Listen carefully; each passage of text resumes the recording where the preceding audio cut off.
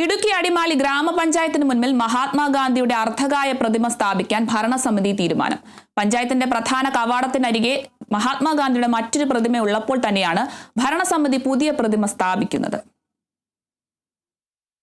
ഏതാനും വർഷങ്ങൾക്ക് മുൻപായിരുന്നു അടിമാലി ഗ്രാമപഞ്ചായത്തിന്റെ പ്രധാന കവാടത്തിനരികെ മഹാത്മാഗാന്ധിയുടെ പൂർണ്ണകായ പ്രതിമ സ്ഥാപിക്കപ്പെട്ടത്.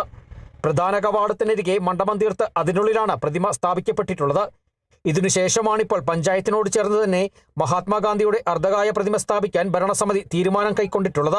2024-25 വാർഷിക പദ്ധതിയിൽ ഉൾപ്പെടുത്തിയാണ് പ്രതിമ സ്ഥാപിക്കുന്നത്. ഇതിനായുള്ള നിർമ്മാണ ജോലികൾ പുരോഗമിക്കുകയാണ്. എറണാകുളം തൃപ്പൂണിത്തറ കേന്ദ്രമാക്കിയുള്ള കേരള ഗ്രാമവികസന സാനിറ്റേഷൻ സൊസൈറ്റിയാണ് നിർമ്മാണ ജോലികൾ ഏറ്റെടുത്തിട്ടുള്ളത്. ഒക്ടോബർ 2 ഗാന്ധി ജയന്തി ദിനത്തിൽ പുതിയ പ്രതിമ അനാച്ഛാദനം ചെയ്യാൻ പഞ്ചായത്ത് ഭരണസമിതി ലക്ഷ്യമിടുന്നു. അടിമാലി ഗ്രാമപഞ്ചായത്തിന്റെ വാർഷിക പദ്ധതിയിൽ ഉൾപ്പെടുത്തി പഞ്ചായത്ത് ഭരണസമിതി ഐക്യകണ്ഠേനെടുത്ത തീരുമാനമാണ് പഞ്ചായത്തിന് ചേർന്ന് മഹാത്മാഗാന്ധിയുടെ അർദ്ധകായ പ്രതിമ സ്ഥാപിക്കുക എന്നുള്ളത്. അതുമായി ബന്ധപ്പെട്ടുള്ള പ്രവർത്തനങ്ങൾ നടന്നു വരുന്നു. കേരള ഗ്രാമവികസന സാനിറ്റേഷൻ കമ്മിറ്റിയാണ് അത് ചെയ്തു വരുന്നത്. ഇതുമായി ബന്ധപ്പെട്ട് ചില വാർത്തകൾ ശ്രദ്ധയിൽപ്പെടുകയും പഞ്ചായത്തിന് പുറത്തുള്ള ഒരു പ്രതിമ, ഗാന്ധി പ്രതിമ പൊളിച്ചു മാറ്റുന്നതിനെക്കുറിച്ച് ചർച്ചയൊക്കെ വന്നിരുന്നു. എന്നാൽ അത്തരത്തിലുള്ള ചർച്ചകളൊന്നും ഗ്രാമപഞ്ചായത്ത് ഭരണസമിതി എടുത്തിട്ടില്ല.